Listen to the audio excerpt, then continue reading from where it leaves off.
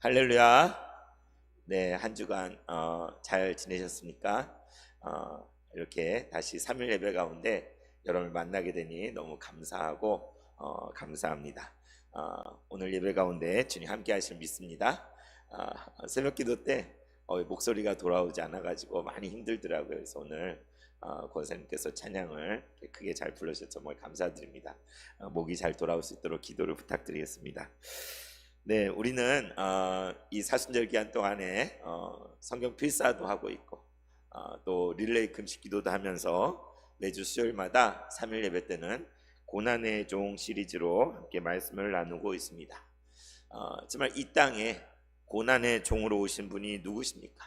고난의 종으로 오신 분 바로 예수 그리스도, 예수님께서 이 땅 가운데 고난의 종으로 오신 분이시죠.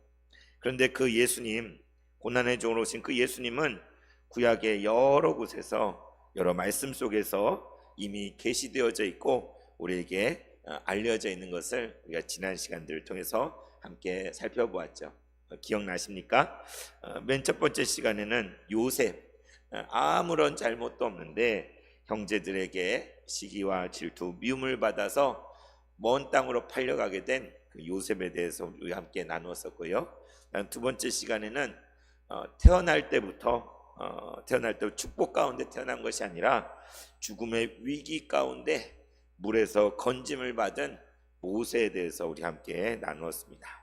그리고 세 번째 시간에는 고난과 역경 가운데 고통 속에서 하나님께 절규하는 다윗의 시편을 우리가 함께 나누었지요. 하나님이여 나의 하나님이여 나의 하나님이여 어찌하여 나를 버리셨나이까. 그 절규를 하는 다윗의 시편, 이게 바로 우리 예수님의 절규가 아니었습니까?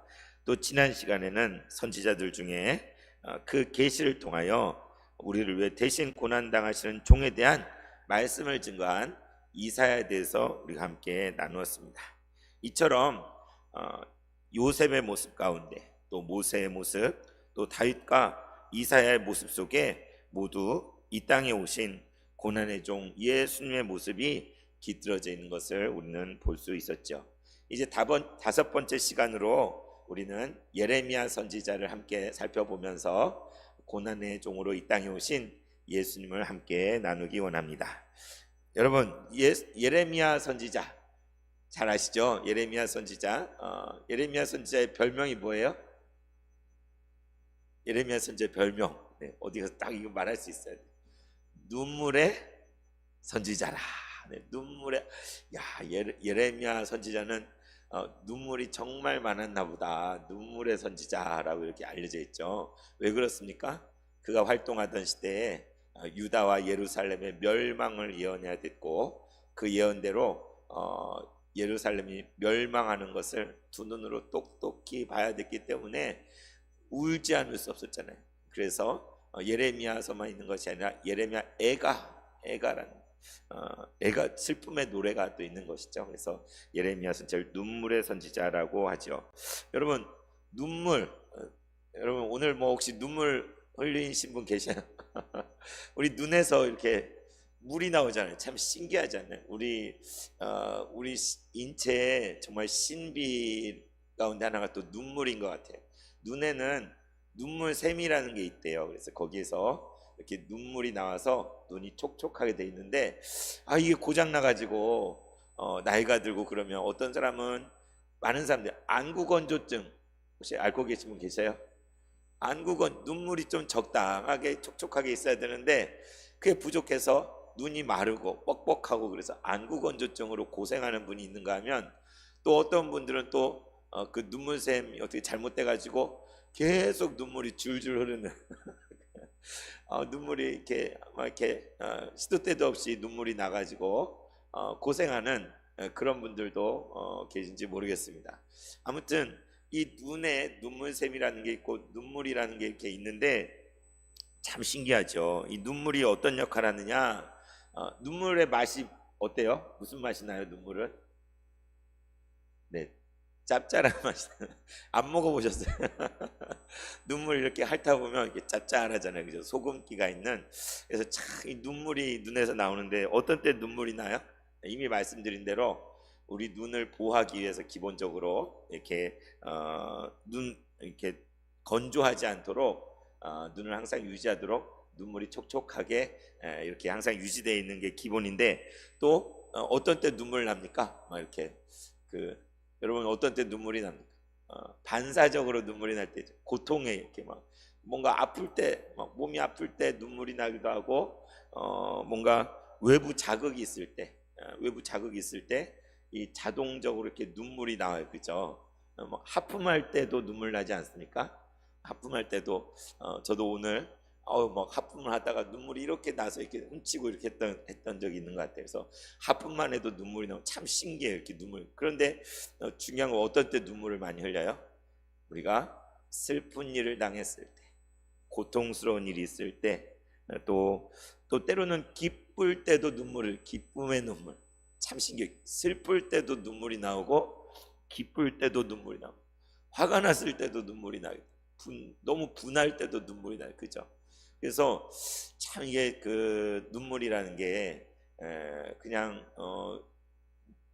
생리적으로 이렇게 그냥 나오는 게 아니라 우리의 감정, 우리의 그런 모든 것. 그래서 어떤 사람이 울고 있다 그러면 어떤 느낌? 어떤 사람이 펑펑 울고 있다.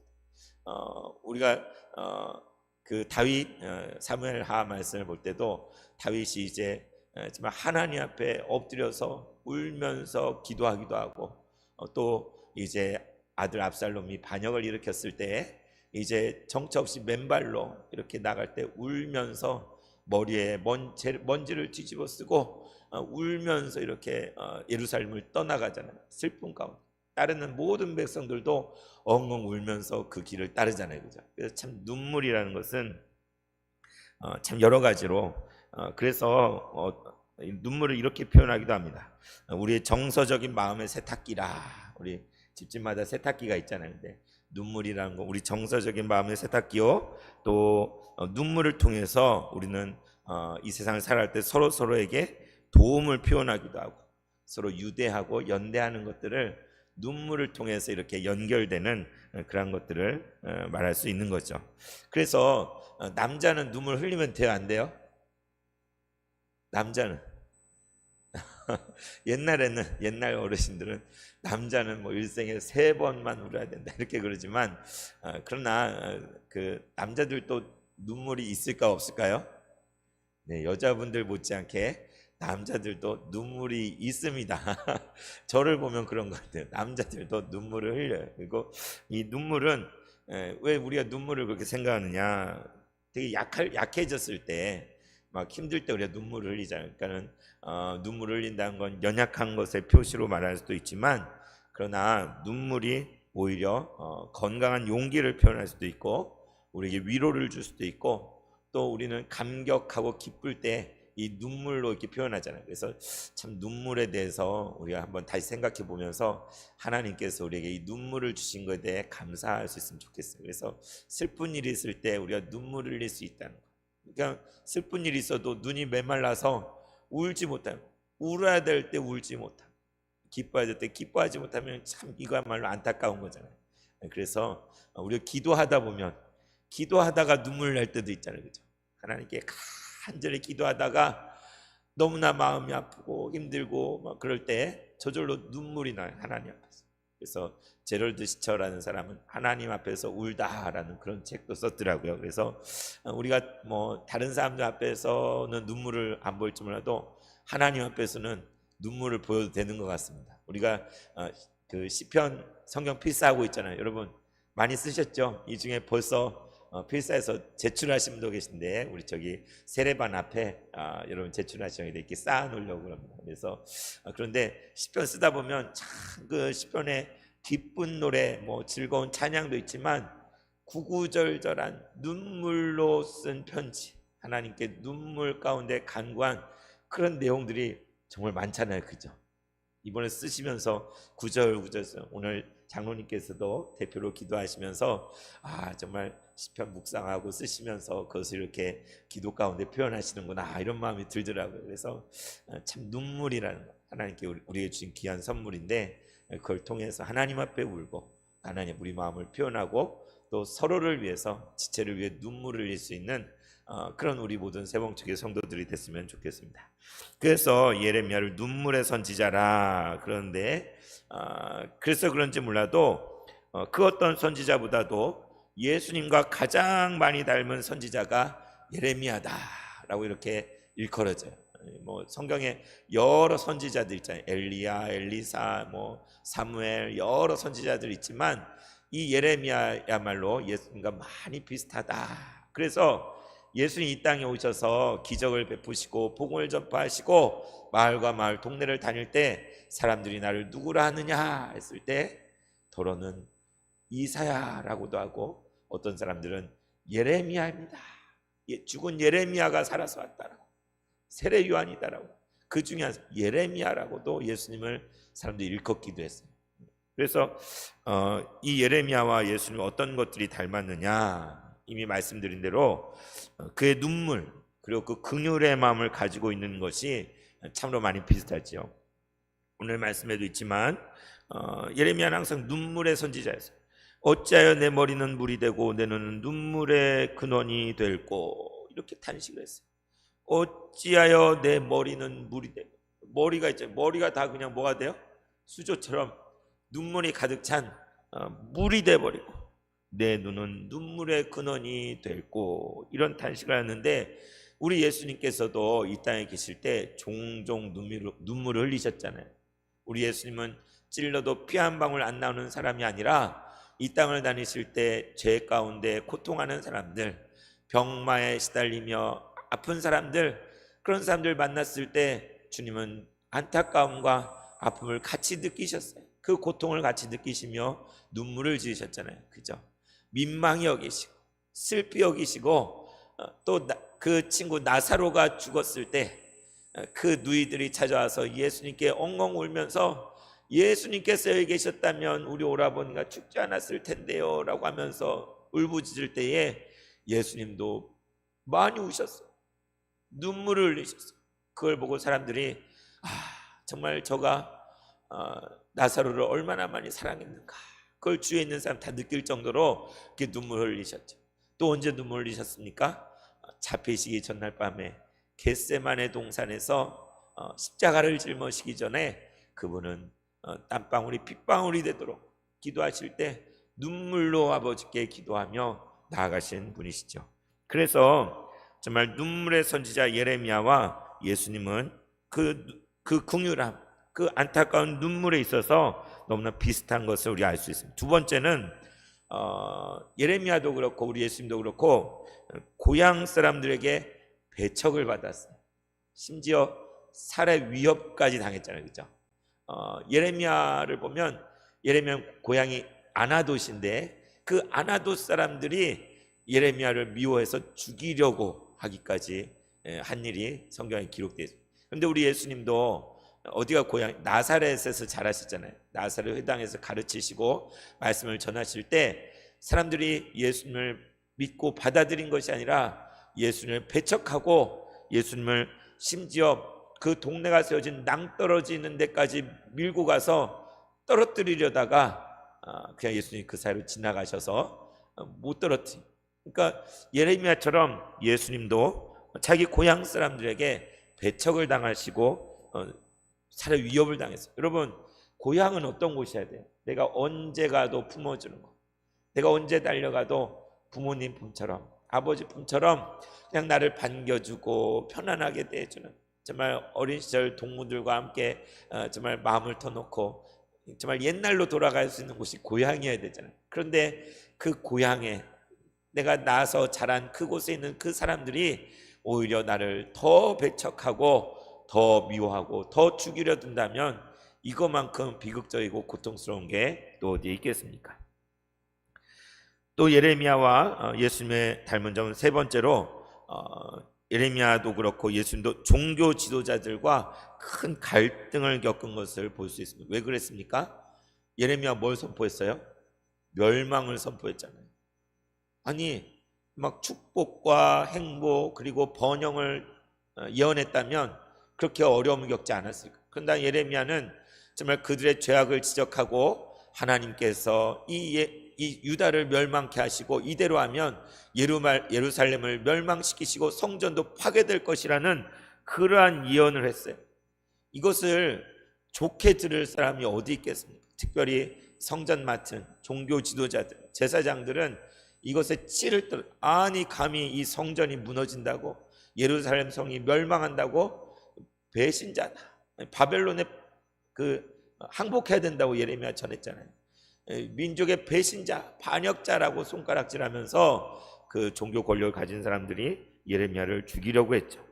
우리 예수님 어떻습니까? 예수님도 이 땅에 계실 때 우리가 마가복음에서 계속 발견하는 것처럼 바리새인의 서기관들이 정말 성전 모독을 하고 있다라고 하고, 또 어찌하여 죄인과 어울리는가, 그리고 지난 시간 말씀해 본 것처럼 아니 왜 금식을 하지 않는가, 그리고 왜 안식일을 범하는가. 예수님 하시는 그런 행동이 자기들의 어떤 지위를 위협한다고 생각해요. 사람들이 다 예수님께로 가니까 이거 큰일 났다 싶어가지고 나중에 어떻게 생각합니까? 저 예수만 죽이면 모든 문제가 깨끗하게 평화롭게 된다라고 생각하고 음모를 꾸미잖아요. 그죠? 예수님께서 뭐라고 말씀하셨습니까? 너희가 이 성전을 헐라 내가 사흘 만에 다시 일으키리라. 무슨 말씀이었어요? 성전된 자기 육체를 말씀하신 것인데, 사람들은 너희가 이 성전을 헐라 이것만 딱 붙잡아가지고 예수가 성전을 파괴한다고 했다, 예수가 이 성전을 못 오겠다 그래가지고 법정에 세웠잖아요. 예레미야도 성전이 무너질 것을 예언한 것처럼 예수님도 이 성전이 무너질 것을 예언하셨을 때 정말 종교 권력자들과 지도자들과 큰 갈등을 겪게 된 것을 보게 됩니다. 우리도 어쩌면 우리 교단에 참 지도자들, 리더들이 참 바람직하고 오르면 좋겠는데, 우리가 바르게 하려고 하다 보니까, 우리가 온전하게 믿음으로 가려고 하니까 불의한 권력을 가진 재판국이나 총회나 그런 곳에 계신 분들 때문에 너무나 많은 고통을 지금까지 겪게 된 것 같아요. 다음 주에 또 총회에서 재판이 있습니다. 들으신 분도 계시겠지만 노회장을 대상으로 소송을 제기해가지고 재판하는데, 그 내용이 다 우리 교회 얘기예요. 노회장을 대상으로 소송. 이 교회가 세봉천교가 아니라고 인정해라, 저 사람들은 목사가 아니라고 쫓아내라, 막 그런 내용을 9가지나 적어가지고 그런 소송을 제기했는데, 이제까지 그 사람들이 수없이 불법으로 판결했잖아요. 국가법원도 다 무시하고 그냥 막 판결했잖아요. 그래서 이번에 기도하면서 노예와 함께 준비를 하고 또 변호인도 선임을 했습니다. 그래서 우리가 대응을 하고 총회 재판국에 이제 국가 판결이 있는데 어떻게 국가의 판결을 어기고 그렇게 하느냐라고 이렇게 변호를 할 겁니다. 여러분 기도해 주시기 바랍니다.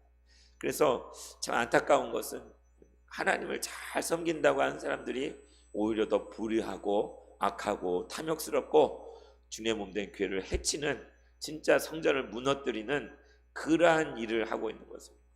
성전을 장사꾼들의 강도의 구렬로 만드는 일, 그것은 예수님 당시에도 그랬고 예레미야 때에도 그랬고 또 오늘날에도 교회를 돈벌이로 생각해서, 오늘 재판을 갔다 왔습니다.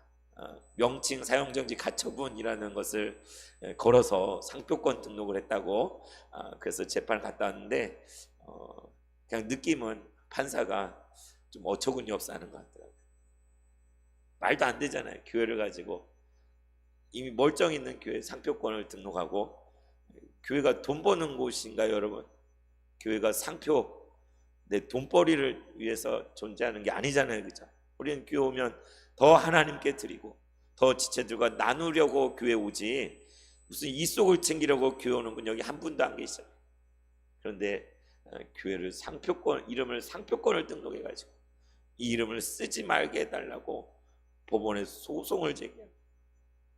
참 이런 어처구니 없는 소송에 대응을 해야 된다는 게, 근데 대응을 안 할 수가 없잖아요. 그래서 오늘 가서 심리를 잘 하고 왔습니다. 여러분 기도해 주시면 나중에 좋은 결과가 나올 줄로 믿습니다. 그래서 이처럼 예레미야와 예수님은 닮은 게 많아요. 네 번째로 또 어떤 공통점이 있느냐, 새 언약을 선포했어요.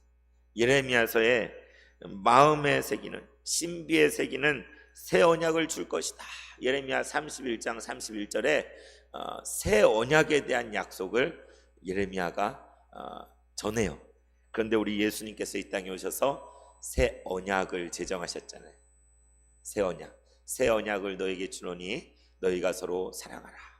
내가 너희를 사랑한 같이 너희가 서로 사랑하라. 그리하면 너희가 내 제자인 줄 알리라. 우리 예수님께서 잡히시기 전날 제자들에게 주신 그 새 언약.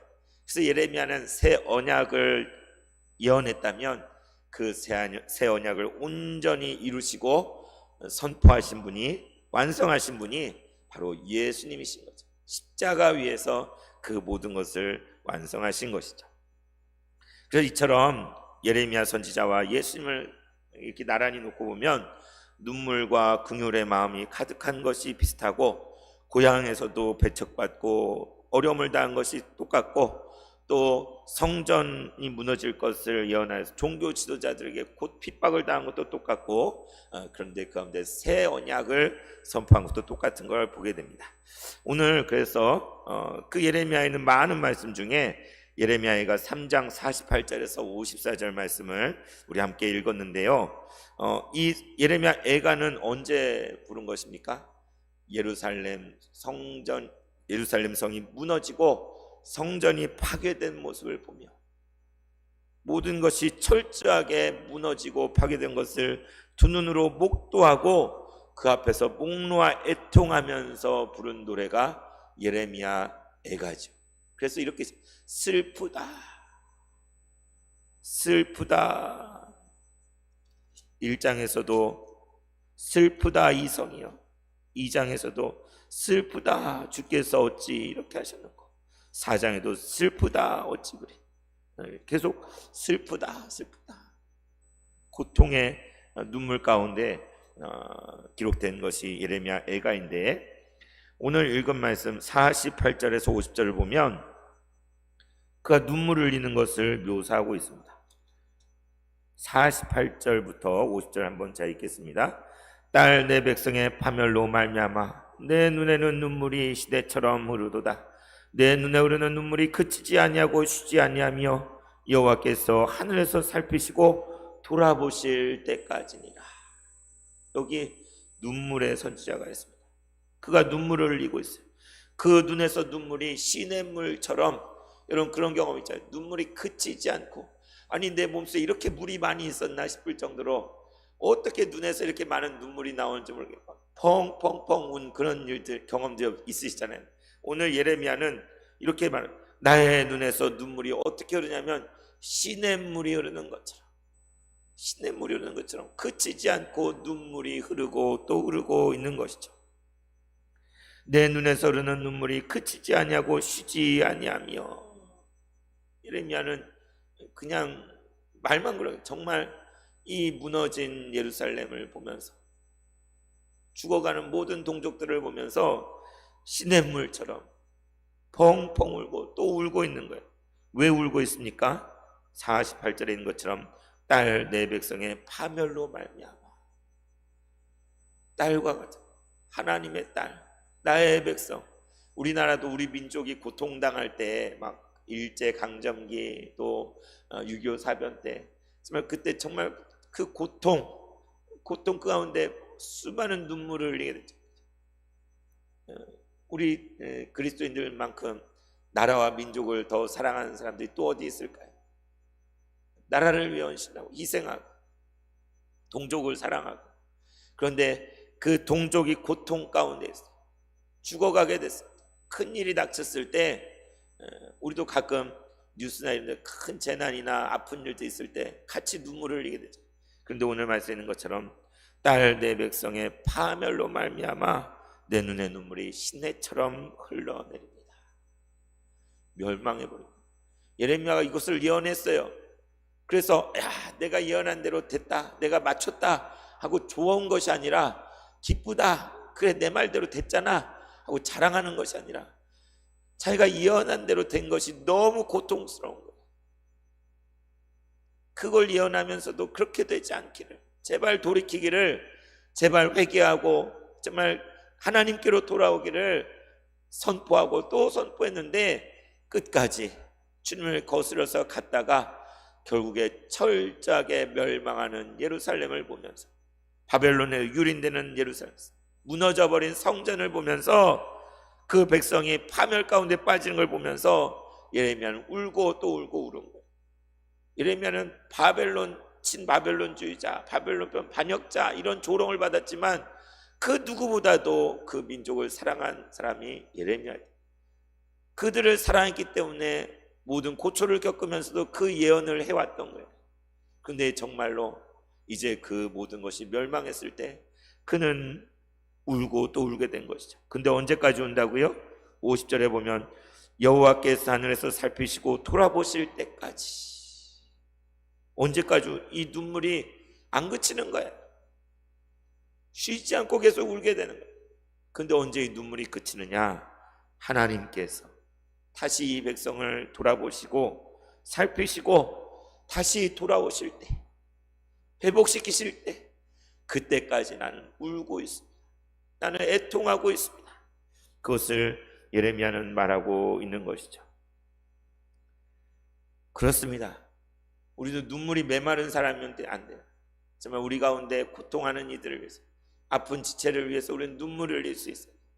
정말 우리 교회를, 고통받는 주님의 몸된 교회를 위해서 우리는 눈물로 기도해야 될 줄 믿습니다. 정말 잃어버린 영혼을 생각할 때 우리는 그를 위해서 눈물로 기도해야 되지 않겠습니까? 이제 51절에 보면 이렇게 기록되어 있습니다. 나의 성읍의 모든 여자들을 내 눈으로 보니 내 심령이 상하는도다. 뭐라고요? 그 성읍, 예루살렘 성읍에 있는 여자들, 부녀자들이 눈에 밟히는 거예요. 그들이 눈에 들어오는 거예요.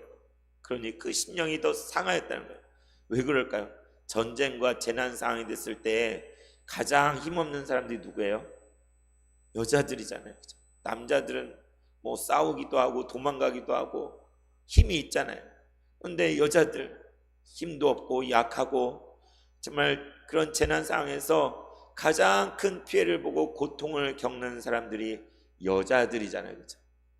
그래서 예레미야는 그 성읍에 있는 모든 여자들을 볼 때 그들의 그 두려워하며 슬퍼하며 애통하며 왜 울고 있겠습니까?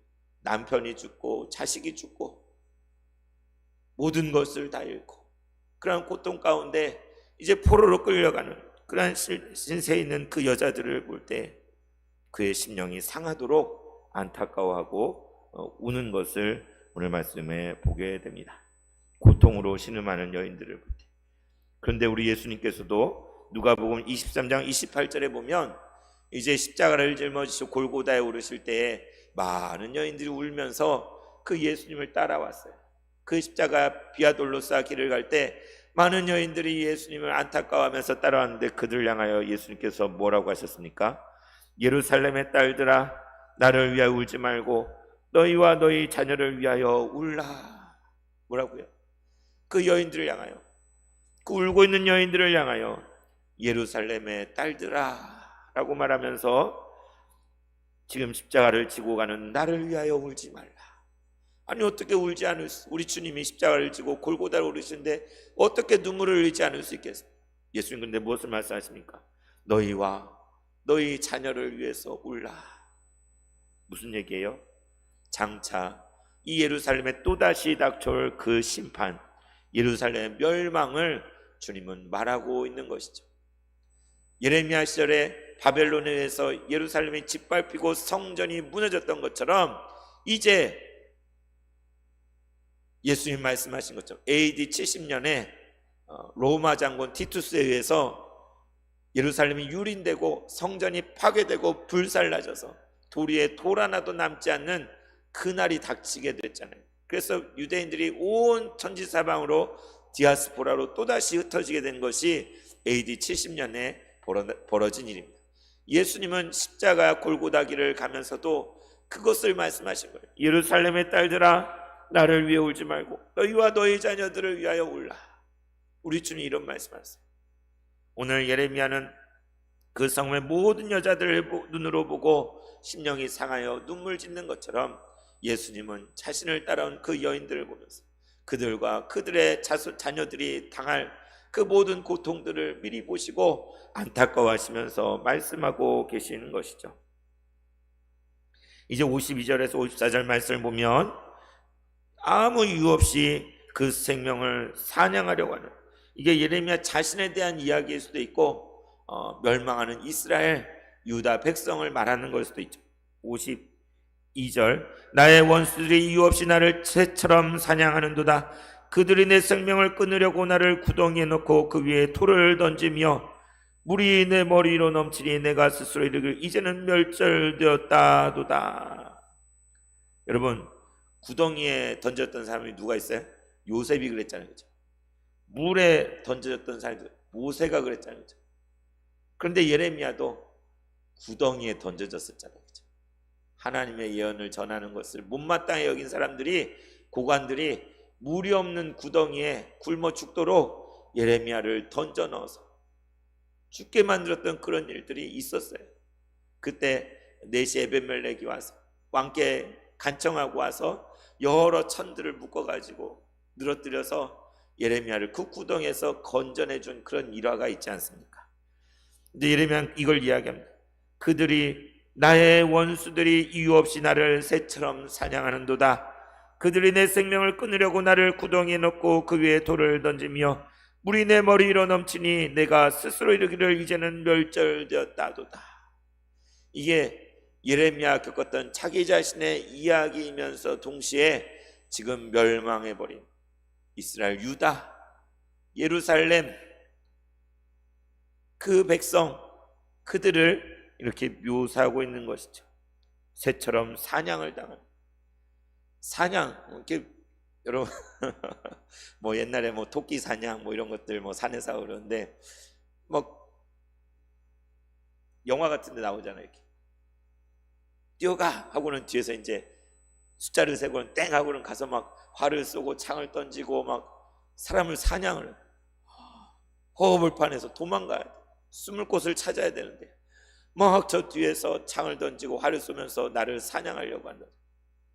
그걸 견딜 수 있겠습니까? 그 고통을. 그리고 내 생명을 끊으려고 구덩이에 던져놨어. 아무것도 없는 빈 구덩이에, 물도 없는 곳에 던져서 굶어 죽도록 그냥 내버려둬. 이거만큼 비극적인 게 또 어디 있겠어요? 또 물이 내 머리로 넘치니, 그 구덩이에 이제 막 물을 붓기 시작한다 생각. 물이 넘쳐서 숨을 쉴 수가 없는, 아까는 물이 없어서 죽을 것 같더니 이제 물이 많아가지고 죽게. 그래서 멸절되게 이른 그런 심정을, 이게 예레미야 자신의 경험이며 동시에 이스라엘 유다의 가 지금 겪고 있는 것을 묘사하고 있는 것을 알 수 있는데, 이게 정확히 누구에 대한 말씀이에요? 고난의 종으로 이 땅에 오신 우리 예수님에게 해당되는 말씀이죠. 우리 예수님, 아무 죄도 없으신 예수님, 하나님의 아들로 이 땅에 오신 그분이 우리를 위해서 대신 지난 시간 이사야서에 말한 대로 그가 대신 채찍에 맞으시고 그가 고초를 당하시고 그가 모든 곤고함을 당하심으로 우리가 나음을 입고 우리가 용서를 받고 우리가 다시 회복이 되지 않았습니까? 오늘 예레미야 예가에서 묘사하는 그 슬픔, 그 애통함, 그 눈물, 그것은 예레미야 자신의 이야기면서 동시에 이 땅에 오신 고난의 종으로 오신 바로 예수님에 대한 이야기라고 할 수 있는 것이죠. 우리는 이 말씀을 볼 때 예수님의 그 십자가의 고난을 떠올릴 수가 있는 것입니다. 여러분, 그렇습니다. 예수님이 이 땅에 오셔서 그분은 많은 눈물을 흘리셨어요. 우리를 안타까이 여기셔서 저와 여러분을 너무나 불쌍히 여기시고 긍휼히 여기셔서 많은 눈물을 흘리시고 애통해 하신 분이십니다. 그분은 눈물만 흘린 것이 아니라 우리를 대신하여서 고난을 자처하십니다.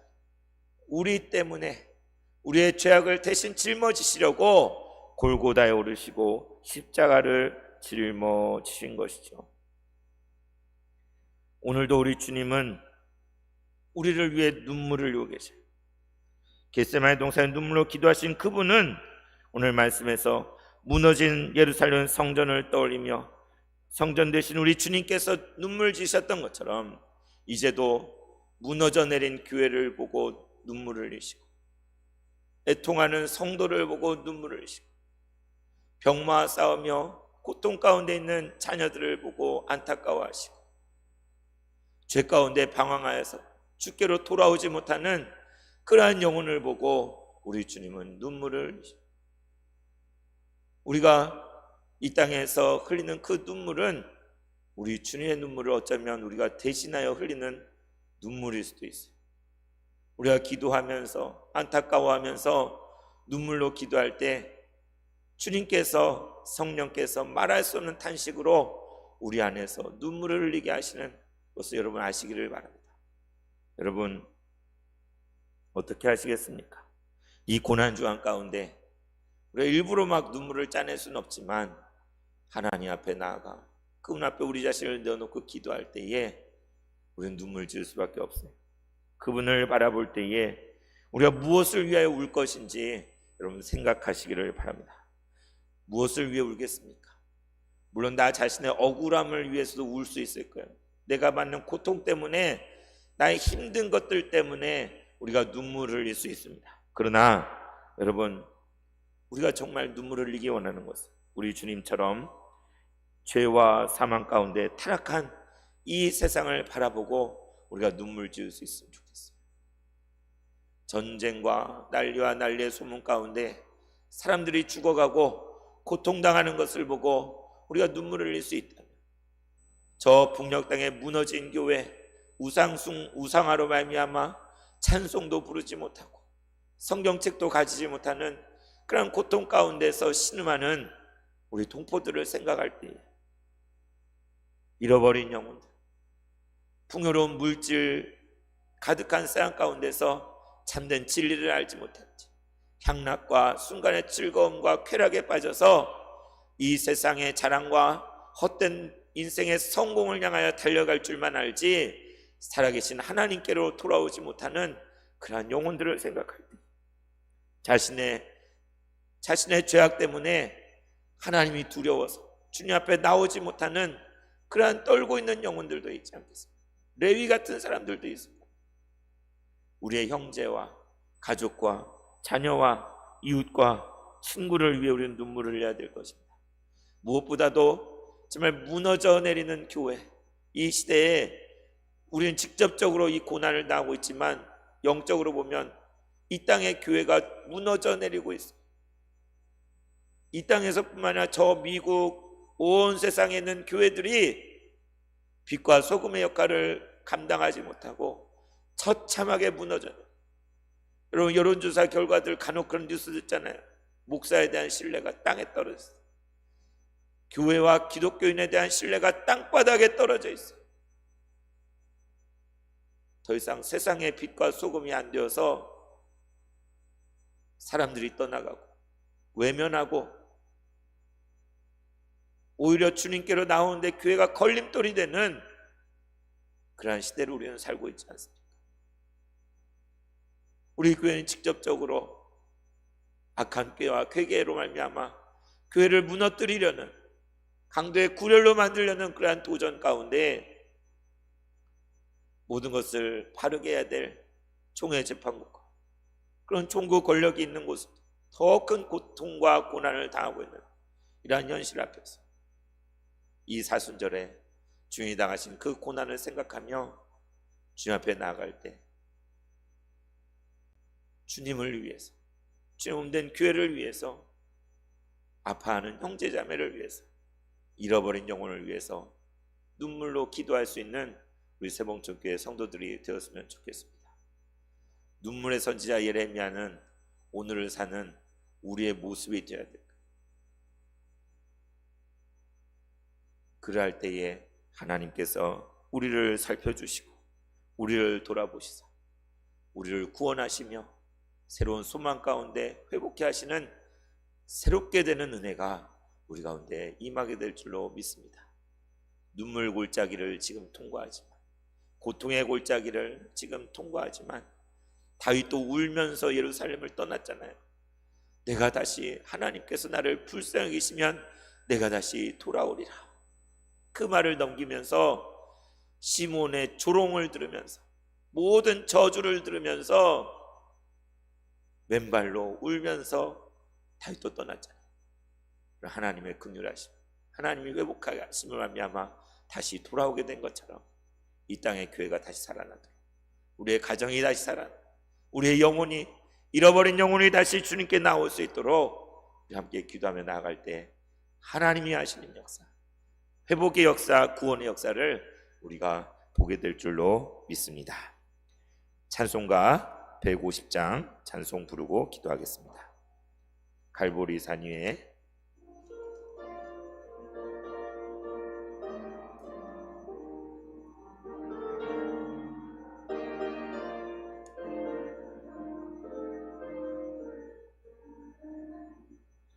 갈보리 산 위에 십자가 섰으니 주가 고난을 당한 표라. 험한 십자가를 내가 사랑함은 주가 보혈을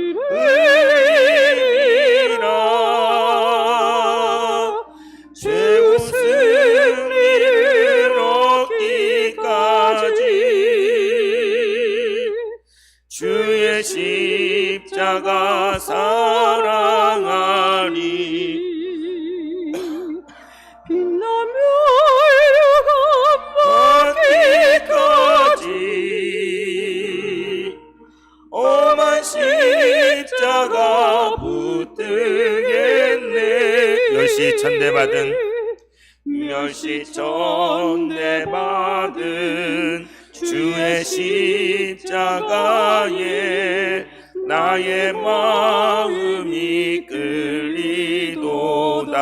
귀한 어린 양이 세상 죄를 지고, 귀한 어린 양이 세상 죄를 지고 험한 십자가 지셨도다. 죄우 승리를 얻기까지 주의 십자가 사랑하리. 빛난 면류관 받기까지, 빛난 면류관 받기까지 험한 십자가 붙들겠네. 험한 십자가에 주가 흘린 피를 믿는 마음으로 바라보니 나를 용서하고 내 죄 사시려 주가 흘리신 보혈이라. 주가 흘리신 보혈이라. 죄우 승리를 얻기까지 주의 십자가 사랑하리. 빛난 면류관 받기까지 험한 십자가 붙들겠네. 주님 예비하신 나의 본향집에, 주님 예비하신 나의 본향집, 나를 부르실 그날에는, 그날에 영광 중에 계신 우리 주와 함께, 영광 중에 계신 우리 주와 함께 내가 죽도록 충성하리. 최후 승리를 얻기까지, 최후 승리를 얻기까지 주의 십자가 사랑하리. 주의 십자가 사랑하리. 빛난 멸류관 받기까지, 빛난 멸류관 받기까지 험한 십자가 붙들겠네. 하나님 아버지, 눈물의 선지자 예레미야를 통하여 이 땅에 고난의 종으로 오신 예수님을 바라봅니다. 우리를 불쌍히 계시고 긍휼히 여기셔서 눈물을 흘리신 주님, 지금도 우리를 위하여 안타까워하시며 우리를 회복케 하기 위해서 정말 자신의 모든 것을 내어주신 주님이 되셨음을 고백합니다. 주의 십자가 고난은 우리를 살리시기 위하여, 우리를 낫게 하기 위하여 당하신 고난인 줄 믿습니다. 주여, 우리도 이 땅을 살아갈 때에 주님이 흘리신 그 눈물에 동참하게 하여 주시고, 죄 몸된 교회를 위해서, 잃어버린 영혼을 위해서, 이 나라 이 민족을 위해서 주님의 마음을 가지고 눈물로 기도할 수 있는 우리 모두가 되게 하여 주시옵소서. 최후 승리를 얻기까지 험한 십자가 붙들기 원합니다. 주여, 함께하여 주시옵소서. 이 모든 말씀 우리 주 예수 그리스도 이름으로 기도드리옵나이다. 아멘.